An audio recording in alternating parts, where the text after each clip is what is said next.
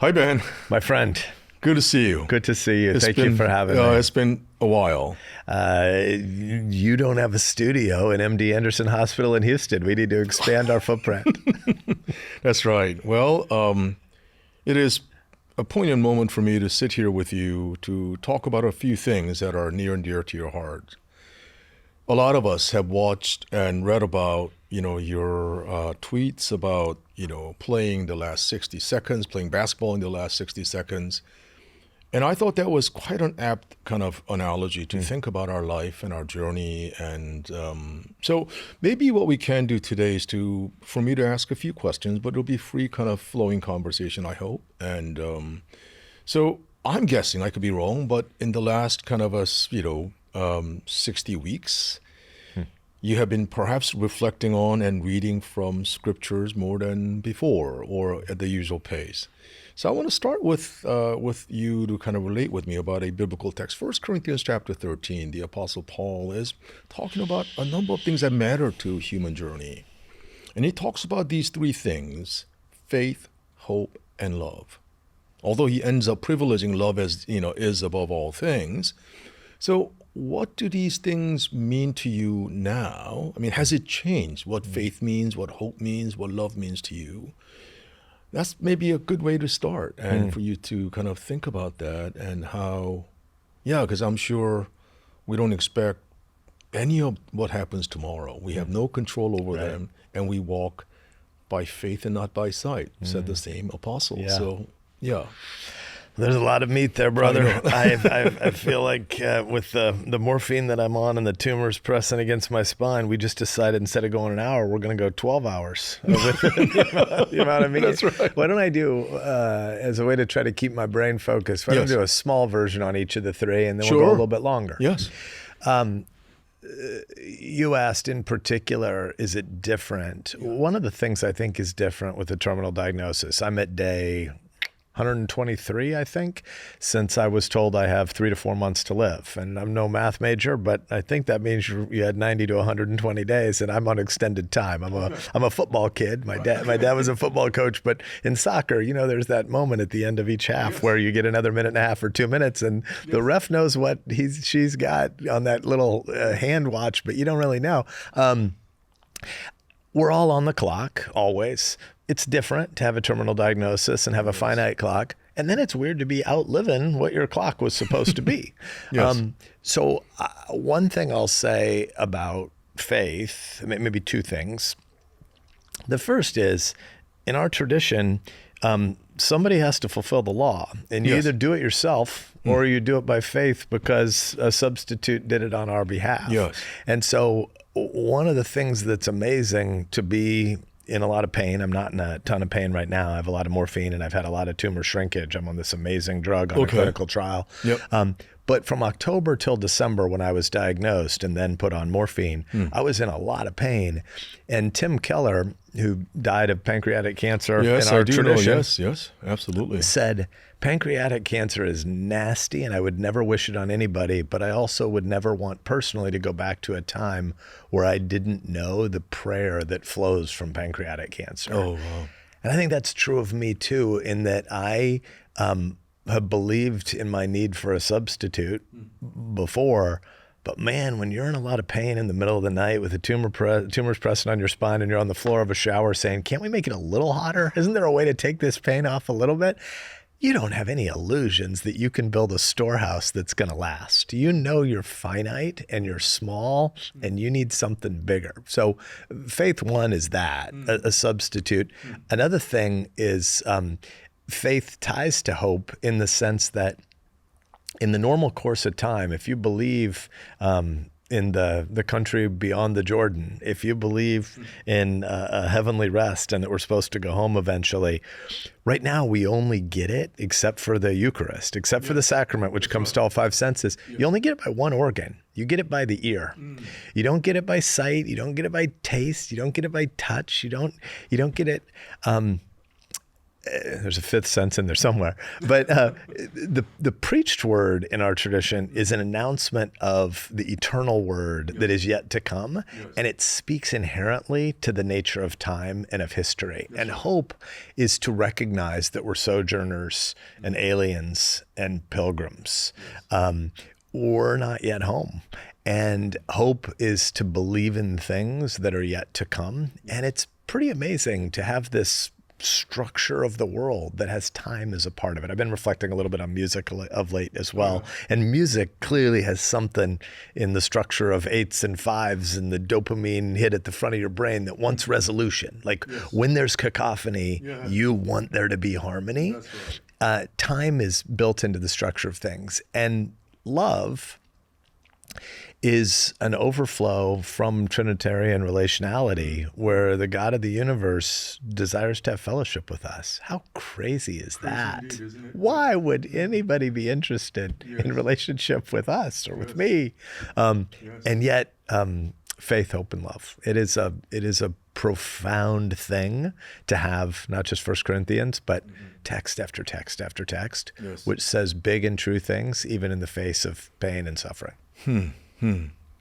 Have these things changed for you in the last, I mean, it seems like they have really been intensifying your perspective on them, understanding of them, especially that word hope, right? Because I'm guessing that unless you are clearly aware of your frailty and finitude, the way one hopes, what one hopes, may change. I don't know. And I'm kind of curious because we will all get there. All of us we're living on borrowed time. I really love the analogy you gave about the soccer match. We have the extra time. We have no idea. Both sides, the winning and the losing side of his tie, they're all running around. The only one who knows is with the clock.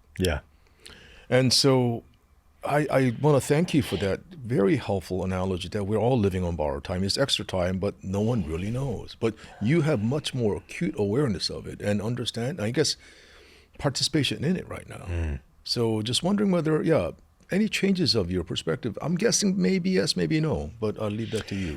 Do you remember when you were a little kid, 8 or 10 or whatever years old, and you got to the right height where you could ride the big kid roller coasters, yes.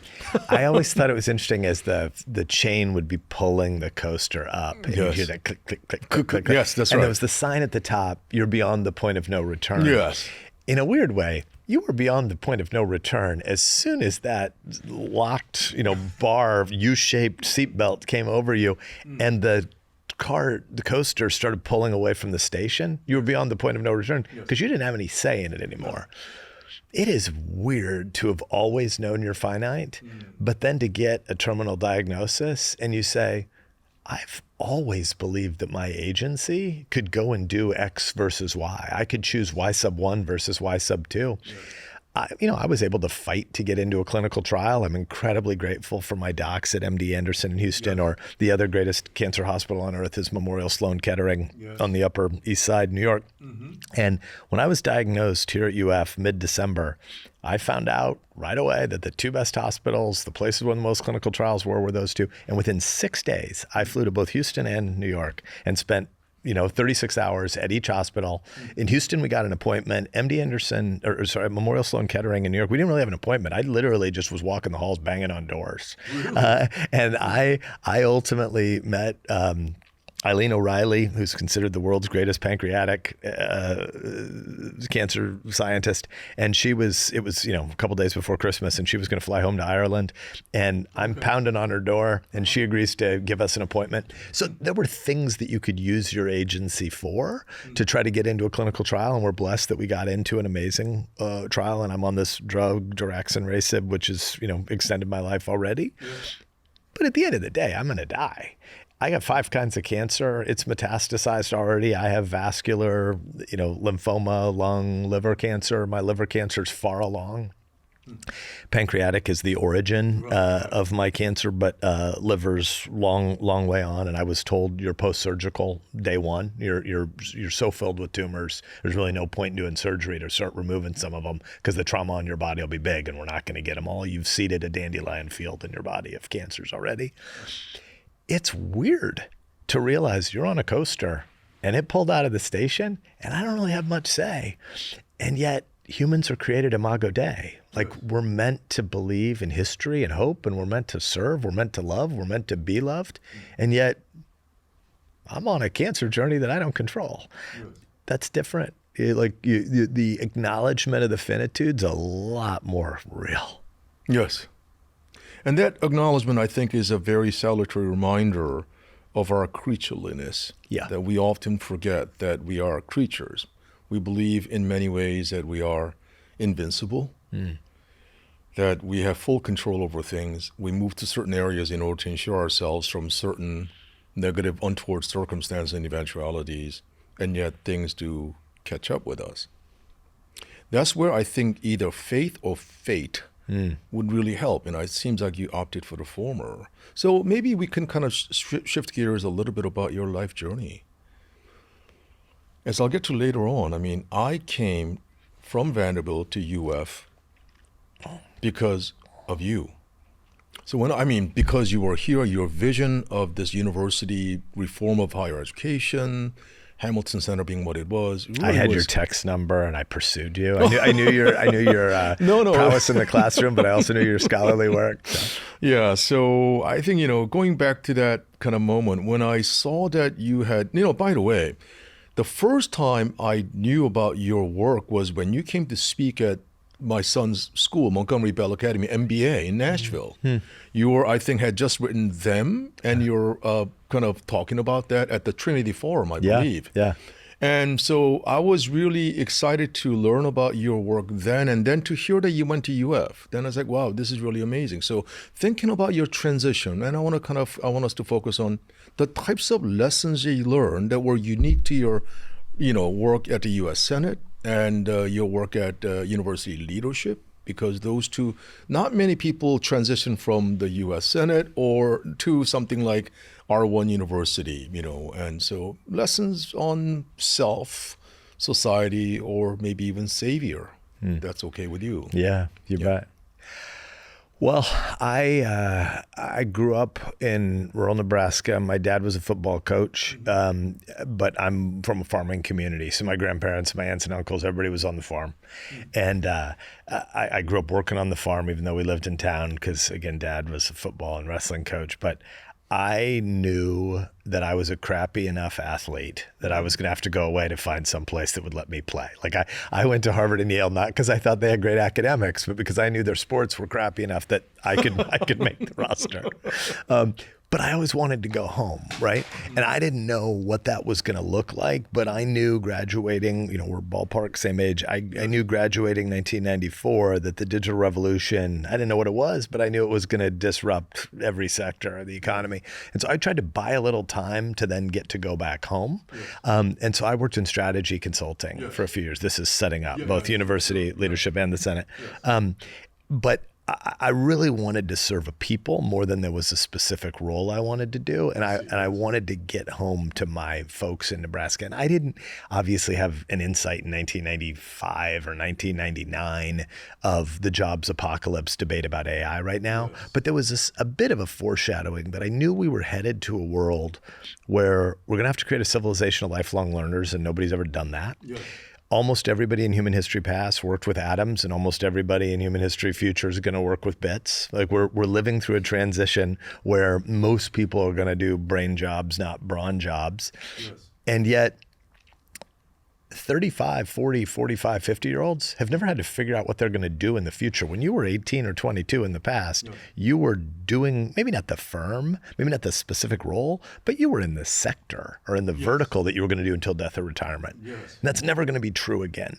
And so the level of disruption we're going through, I think, requires us to rethink a lot of things about humanity that we've sometimes been lazy about and assumed you can just go on autopilot, and you're not going to be able to do that anymore. And so running being in an executive suite in a couple of universities, sorry for the morphine, or serving in the Senate look like really different callings.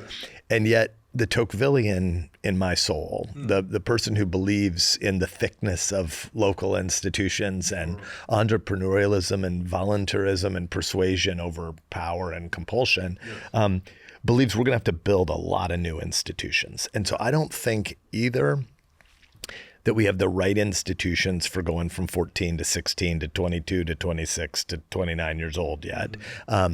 The University of Florida in general, glorious place. Hamilton in particular, beating heart glorious chunk of what UF is and what it's building.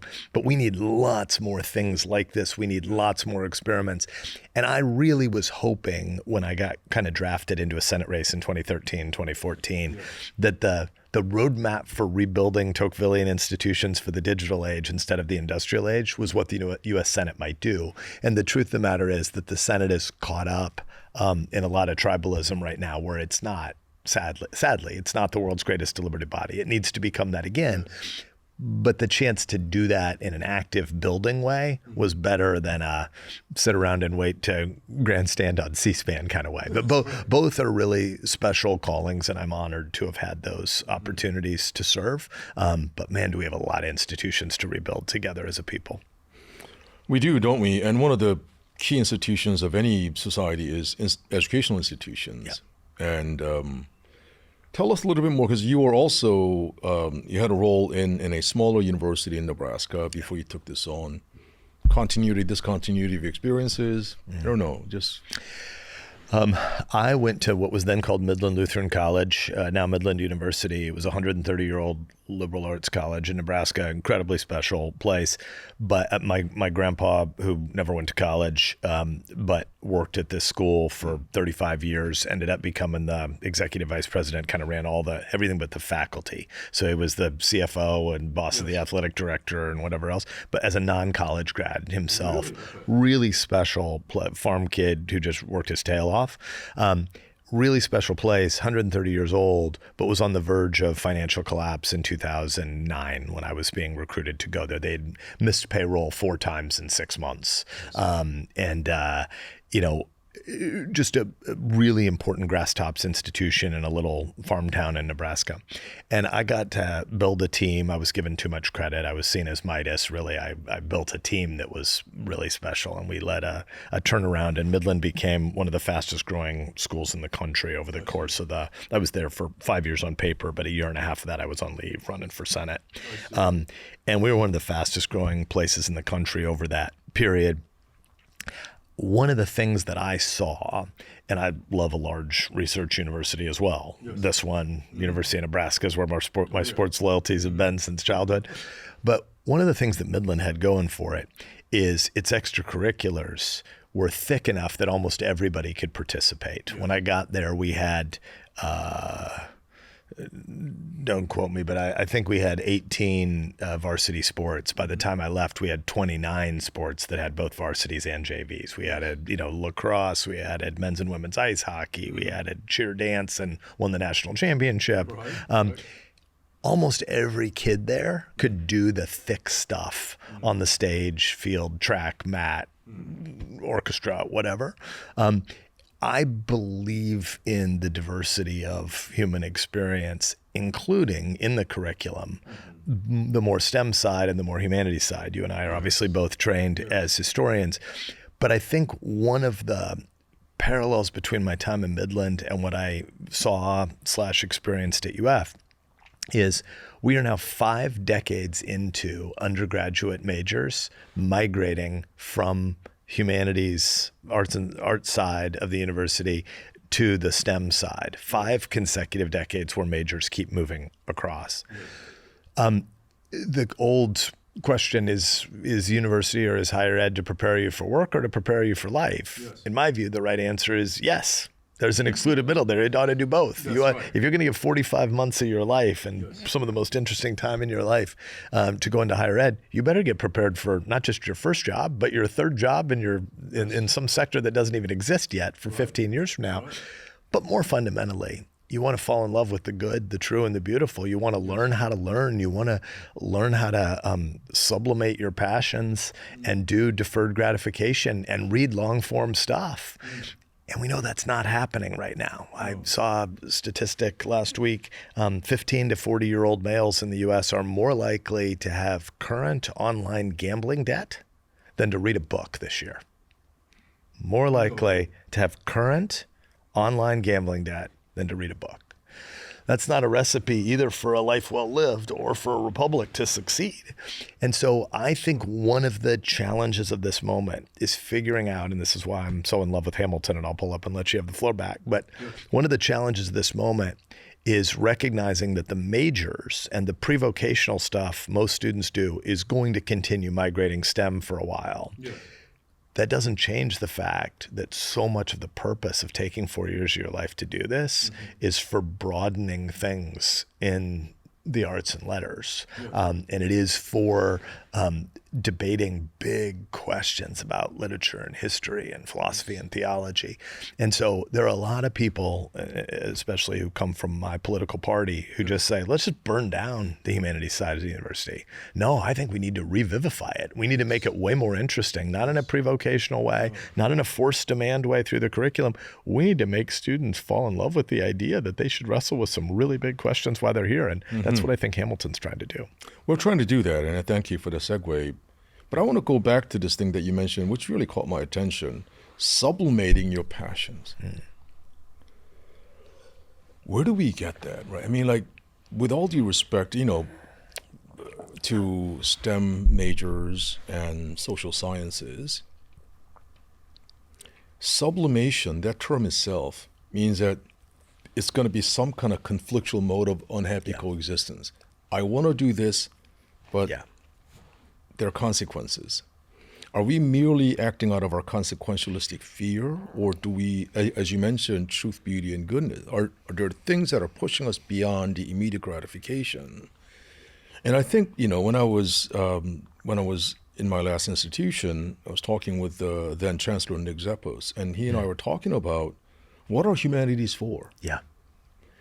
And I remember saying something like, and I think he readily agreed, it is something like humanities help us discover and rediscover what it means to be human and what it means to follow this humane path, right? Because, again, I think you also mentioned this thing about disruption of our jobs. I think you and I don't have to live to see it kind of fully kind of actualize, but disruptions have occurred so that, on the one hand, there is a kind of exponential growth of CS majors, maybe here too. I was talking to my son who mentioned that where he goes to school in the West Coast, near the Silicon Valley, CS majors have kind of plateaued or maybe dipping a little bit because the things that these CS majors were able to do and are able to do are possibly or likely to be replaced by something that is nearly ubiquitous called AI. And so I think it does then, I mean, I don't mean to be utilitarian about this, but then one of the things that'll help these students to distinguish themselves is not that universities and colleges are going to be vote tech, but it is going to really help you to think about these big questions, whether it is about what's happening in Iran or anywhere else in the world. How do we think about justice and war? How do we pursue peace? What is it? What does peace look like internally and institutionally and globally? These are the kind of questions that are, I think, at the key of some of the ways that we try to raise and answer questions at the Hamilton Center then, School Now. So maybe we can talk a little bit about your relationship with Hamilton. You've taught this civil discourse class, and you've also, with Will Inboden, the former director who's now at Texas as provost. I know that you and Will go way back, and both of you were at the same alma mater years ago.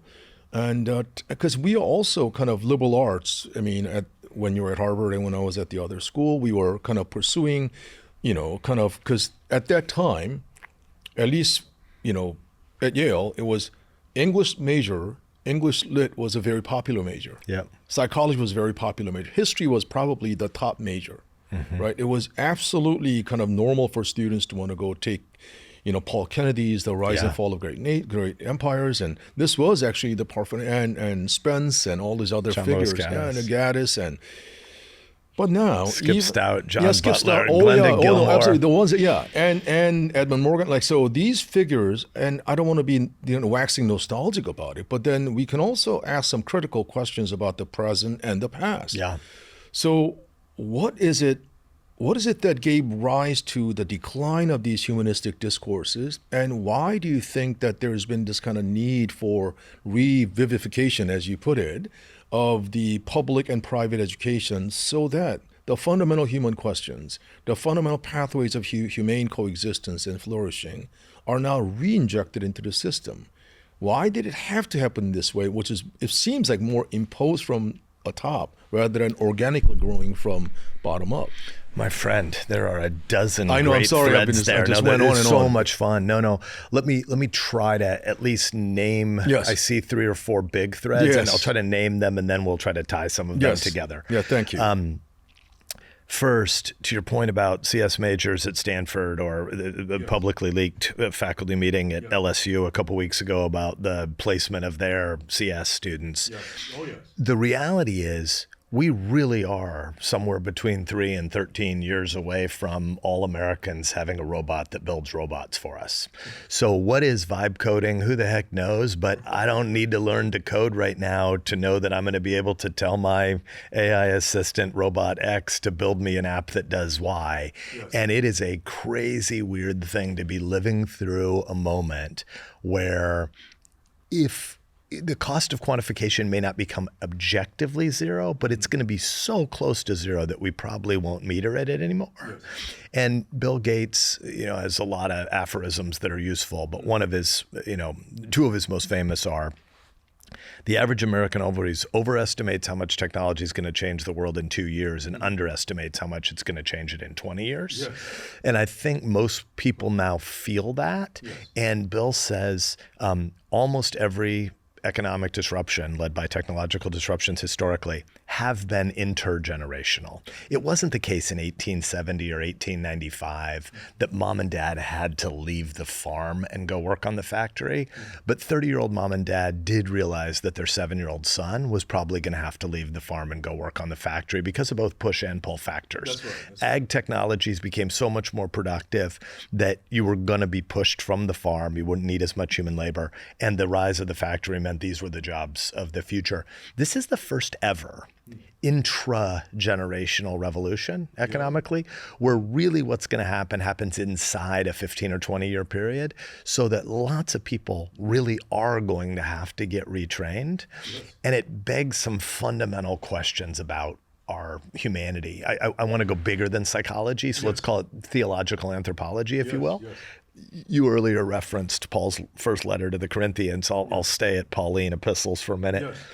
In Romans 7, Paul says, "That which I want to do, I do not do. Right. And that which I do not want to do." Well, how could that be? Yes. How could I want what I don't want and not want what I want? You got to put subscript 1 and subscript 2. You're at a complex human already, also known as a broken human. One of my kids is named Augustine, right? It's your son's a baseball star at Stanford. My 14-year-old boy wishes he could, have genes better than my 5'11" height and play on Sunday as a wide receiver or something. You can't yell Augustine at a football game. It's just too theologically complicated to cheer a kid. But I named my kid Augustine, Breckenridge, Warfield, Sasse. We call him Breck because you can shout that at a sporting event. Yes. But he's really Augustine. He's really Augustine. Because of this complicated question about who are we as people. And I think we've always believed, kind of, maybe at least since the rise of the early knowledge economy, 75 years ago, something. Yes. The smartest people, the fastest motor, the biggest IQ, they should end up with the most power and the most resources because they have the unique thing that is irreplaceable. Yes. Just pure CPU compute speed. Yes. I think we sit on the edge of a precipice where IQ is going to be commodified, and pretty much everybody is going to have access to a lot of IQ.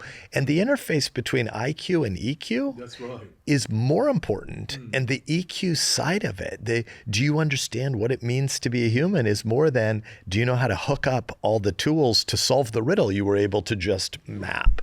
And so I think when we say, what are the humanities for? I was trying to tease out 3 or 4 year threads, so I'll try to stop here and let you have the microphone back. Go ahead. We're on a roll here but right now. Yes. I think what's true is that humans are created imago Dei. And when you get a cancer diagnosis, not to make it about me, but any of us know that we are finite.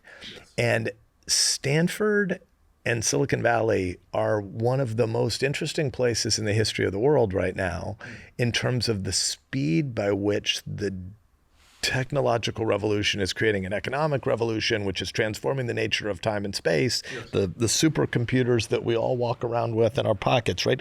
These things have more compute capacity. This is the biggest tool any median citizen has ever held in their hands in all of history. And we all have them now. We wander around with them. They have more compute power than mainframe size, gymnasium size computers at MIT in the late 50s and early 60s that ran the targeting exercises that won the Cold War. And we have these tools at our disposal, but we don't really know how to use them yet. We're not wise. We let our consciousness drift from the time and place where you hug people, you break bread, you make babies. And it turns out these are fundamentally human things. And we got a bunch of people, and I say it gently, I hope nobody's going to clip this wrong, but we got a lot of the smartest people in human history that are also really, really foolish.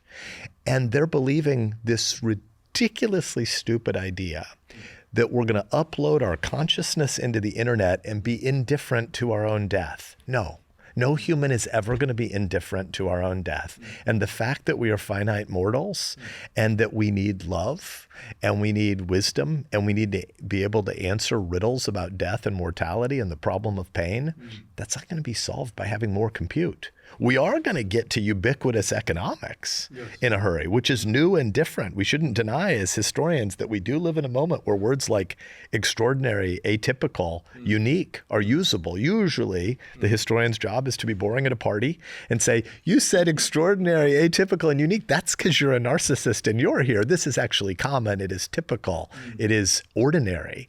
No, what we're living through economically and technologically is extraordinary. But it isn't changing our anthropology. And there are a lot of guys and gals, mostly guys, who are really foolish about this question. No, I think and they need the humanities. Yes. Romans chapter 7, that human dilemma, the Pauline dilemma, that which I should do, I don't end up doing, that which I shouldn't be doing, that which I shouldn't do, I end up doing, that which I should do, I don't do. That dilemma is perhaps the reason why nowadays there's a rise of stoicism, right? Because you're kind of like resigning yourself, because there is in your struggle to gain some kind of mastery or transcendence or sublimation of your passions. Maybe the world is so chaotic. Maybe the things are so full of cacophony that what you do want to do is just tune out, right? I mean, because there's so much information that more often than not, doesn't lead to transformation. There's so much knowledge, but that doesn't necessarily lead you to wisdom.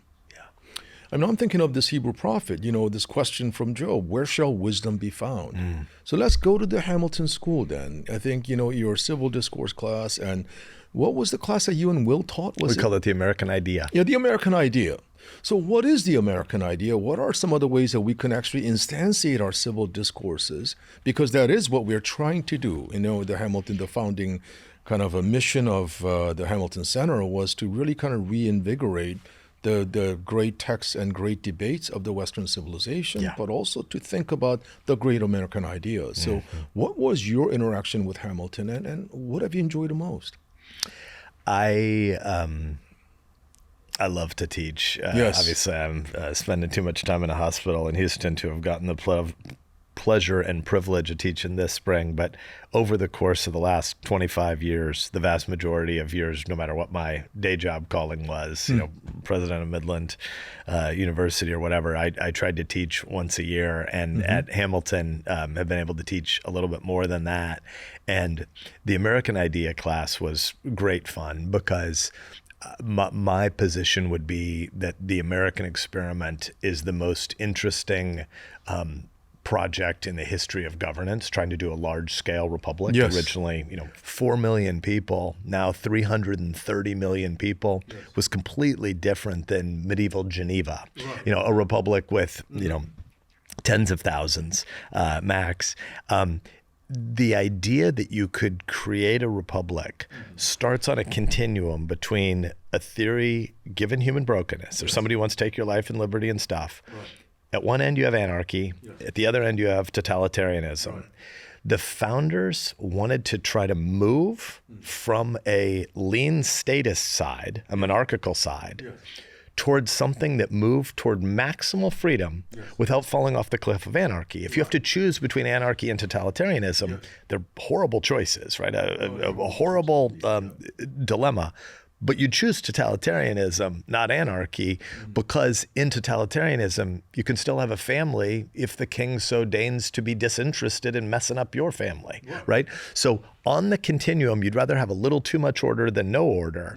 But what you want is to move as far toward freedom as you can. And so the American experiment was a claim that said, actually, we think almost everybody in the history of governance has gotten it wrong. They thought the powers of the government came first and the rights of the people were subordinate. Does the state agree, does the king agree in his benevolence to grant you rights? And we say, no, actually, we believe humans are created in the image of God with universal dignity and therefore inalienable rights. And government is just a secular tool. It's just a shared project of we the people coming together to build something where we will give the government a limited number of authorities. The way I like to talk about it with sixth graders when I was in Nebraska as a senator popping up for a civics class in some middle school is you put on the whiteboard a big rectangle with a circle in the middle. And you build the exact same image over on the other side of the board, a big rectangle with a circle in the middle. And the circles are islands, and the rectangle is the rest of the ocean. And you say, in the history of the world, people believed that the island was rights and the ocean was the powers of the government. And the American experiment's going to reverse this and say the island is the authorities that are granted to the government, but the big ocean is the inalienable rights of the people. And it's why there's this great, we spent a week and a half on this in a 13-week syllabus in the American Idea. What's the Bill of Rights in a constitution that starts only naming the government's authorities? The reason the Bill of Rights are external to the document, the reason they're amendments is because we don't want to name the rights of the people because that would imply that when the list ends, that's the end of the rights. And we think all the rights exist for the people first. And so we don't need a Bill of Rights, but just to be redundant, let's go ahead and have a Bill of Rights. And what should we put first in the Bill of Rights? What should be the First Amendment? What's the one thing you should put first? Well, the First Amendment doesn't have one thing. It's a dog's breakfast. It's freedom of religion and speech and press and assembly and protest, which is another way of saying, actually, your relationship to God is prior to anything that the state gets to define, but you don't really have freedom of religion if you couldn't publish what you believed, and you don't really have freedom of religion if you couldn't assemble with your co-religionists, and you don't really have freedom of religion if you can't protest if the government overreaches. And so the First Amendment itself, in a Bill of Rights that is already redundant, is this giant redundant thing. And there's part of 1 week of the class on the American Idea. Oh, right. Okay. That's all kind of coming from the kind of haunting specters of the British Civil Wars, the regicide, the Restoration, the between Hobbes and Locke, and the kind of different modalities of human governance and so on that gave rise to the way that we were able to experiment with and come up with a mode of governance that was going to be different from what they had, though based in many ways from it. So there's both a continuity and discontinuity. And I think that one of the things that I've enjoyed tremendously by being at Hamilton is to be able to talk about these big ideas with students without really worrying about where you're coming from ideologically, how you vote, is irrelevant to me. Yeah. And I think sometimes people find that odd precisely because the push toward being apolitical means that students are in many ways wanting to know. I taught this class on Jesus last spring. Yeah. And several students asked me, so Professor Lim, what do you think about Jesus? And I often said, I think about him a lot. As a matter of fact, I think about him every day. But I think what they were wanting to know at a deep level was, do I agree with Jesus? So I think it is really important. It was at least important for me then, and so it is now. Yeah. That I don't want to prejudice my students' learning based on, do I have to agree with my professor? There is a very powerful mimetic desire for the students to kind of want to be like and agree with the professor. So I think that I'm actually very, very genuinely impressed with what the Hamilton Center began to do and then is able to do still. And we're recruiting faculty who are going to be like that. We're not going to be ideologues of the left nor the right. Amen. Just have these texts that are read and engage in these big ideas and debates. And I think we're kind of trying to do that. So let me pause and praise you with a commercial.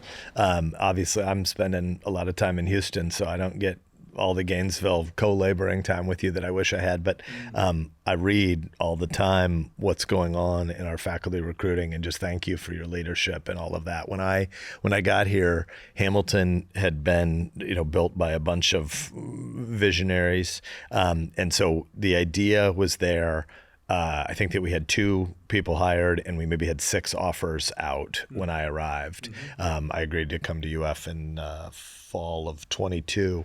And then we went from 2 becoming 8 people to 40 plus faculty very fast. And what you're doing now and what Will Inboden did a year and a half ago, it was amazing when we would have, how many new applicants did you get? Did you get 3 this week? Did you get a dozen this week? No, I think we had 600 this week. At one point we were bouncing up against having had 1,000-ish people apply over the course of a handful of months. And I think that, national media outlets would reach out and they would say, oh, this is a conservative project. I said, you really don't understand what's going on here. We have faculty from the top institutions across many different humanities disciplines reaching out and wanting to make sure it's fine for them to apply, even though they have political view X or Y. And we would say to them, why are you telling us this? We couldn't care less. What we want is what you just said to your students about Jesus. We want to have a set of seminar classrooms where what happens around that table doesn't just change people's semester, but changes their whole life, because it gives them what I call rereadables, books they want to go to again and again and again and again. And as a professor in a liberal arts context, one of my jobs is to try to counterweight anytime the class seems to be moving towards some sort of consensus in a hurry. And it is a Socratic game is not the right word because that's too trivial, but there's a Socratic exercise to flip the debate in the room and to try to puncture whatever seems to be coming conventional wisdom, because these texts are too big. Like, where does Socrates land on a debate? Where does Rousseau land on a debate?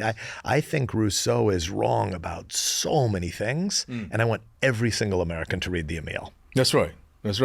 Social contract and everything else. And no, I think this is really, really helpful for us to think through these matters. I mean, our new director, Charles Kennedy, has a deep commitment to getting the best faculty who are going to be apolitical, who are really concerned about, revivification of the discourses about the Western Civ and also American political order. And so looking ahead, so I think for me, I want to ask you about the future of higher ed and humane learning, because when October 7th happened, and when I began to read about some of the things that you were writing, your op-ed pieces, and I'm sure somebody will fact check, but it was, I believe, at least for Wall Street Journal or New York Times or The Economist, I forgot which ones. But you move with alacrity and determination to speak on behalf of those who are feeling really, vulnerable, exposed. So I thought that, that to me was one of those kind of lightning moments for me to think, okay, wouldn't that be great to be involved with an institution that actually tries to embody this? The laying down and the vision of this Hamilton School that I thought was really something that I didn't really see a lot. I mean, you and I are of the generation where we were, doing a lot of stuff on humanities, and at least where I went to college, we had distribution requirements. Yep. 1, 2, 3, 4, where you had to fulfill each of these kind of groups where you were able to say, I'm not a scholar on Sophocles, but I read something by Sophocles. Right. That I read something by Shakespeare. I read something by Hobbes. I read something by Calvin. But that is exactly what we're trying to reinsert into the conversation. So, what are you thinking? Word to the wise, about what's ahead. What is, Hamilton School going to look like, or hopefully it'll be college. What would we look like, and and I don't know. I'll stop right there and for you to kind of involve. Yeah, as someone who's between Houston hospital visits, I don't want to get in front of Charles and the president and the board about the sequencing of all of this and when it becomes college and all that. Fair enough. But I will say, one step more broadly, let's say UF has 17 colleges and schools, yes. right? 5 are very large. Again, with a lot of morphine in your life, you're hesitant to name them, but health professions, business and accounting, the ag school, class. And that's where I was going to head, is you've got 4 that are pre-vocational, and then you've got class. Yes. And I think this, let's not leave it at UF, let's go slightly more broadly. At a lot of schools across the country, what you've seen happen is as majors have migrated away from history, I majored in political theory as an undergrad, but I was a history PhD. Humanities disciplines set you up to do things like go do strategy consulting. Yes, I went into business, but I had never taken a business class. Obviously, the decline of majoring in the humanities has caused a panic in lots of parts of faculties across the country. And the response, I think, has been the wrong response, which is to seize upon the power to control that portion of the curriculum. To oversimplify, most students, you need 120 hours to graduate. You use a little over a third of your hours to get through your major. You use about a third of your hours for your core distribution requirements, and you get a little under a third of your hours for electives. And that middle category, the core, has often been used as a way to force demand inside some places that used to have majors and decreasingly have majors. Instead of this defensive crouch, what I would like to see a lot of liberal arts faculties do, and what I think the Hamiltons of the world are doing, and you mentioned Will Inboden, who's now provost and executive vice president of the University of Texas and leading a really interesting and beautiful experiment there as well, is to think about how do we persuade people that the biggest questions in life are bigger than how you're going to pay the bills 3 or 6 years from now.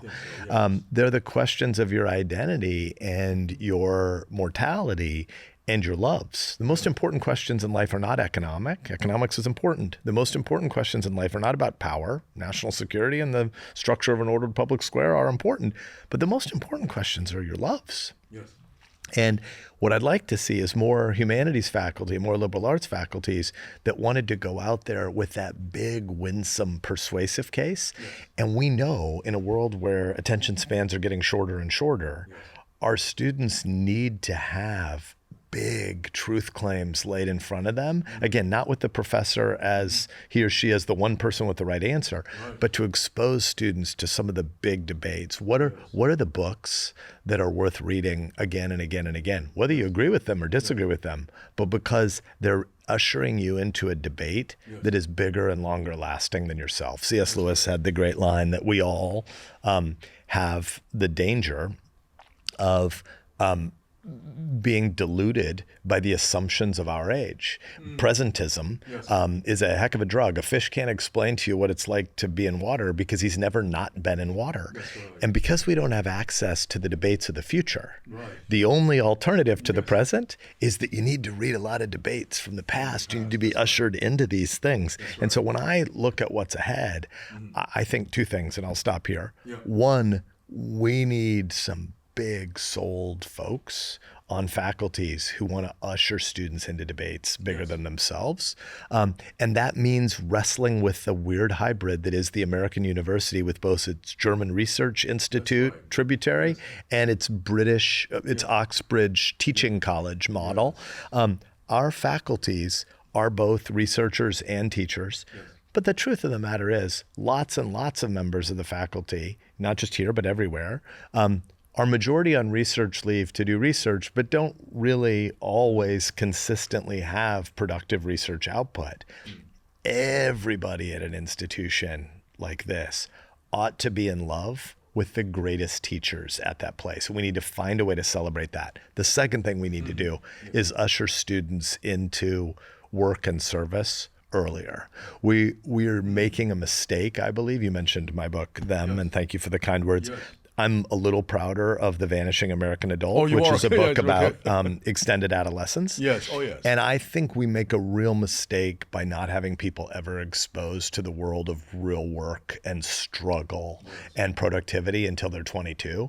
I think obviously there were lots of things that happened in the progressive era, things that we needed those reforms, Yes. but we've gone too far in the idea that 12 and 14 and 16 and 18-year-olds are just consumers and they never Right. have to be connected to the world of productivity. Well, it turns out a lot of your satisfaction in life is learning how to serve, Yes. learning how to co-labor, learning how to pull on oars with people. Yes. And so we need to get back to a world where there's a sort of ebb and flow and in and out of productive work and school, coming from the old term that really means etymologically Yes. leisure, Oh, a yeah. protected time where you get to step back, you get to retreat, you get to return to a big debate about things that are not urgent at this moment. We've That's mentioned C.S. wonderful. Lewis before, so we'll close maybe with Yeah. learning in wartime. Oh, yes. Beautiful Should sermon. students Oh, yes. continue to study when That's we're at exactly war? right, yes. Well, we're always at war. We've We're always always at got war. cancer. That's We're right. always mortal.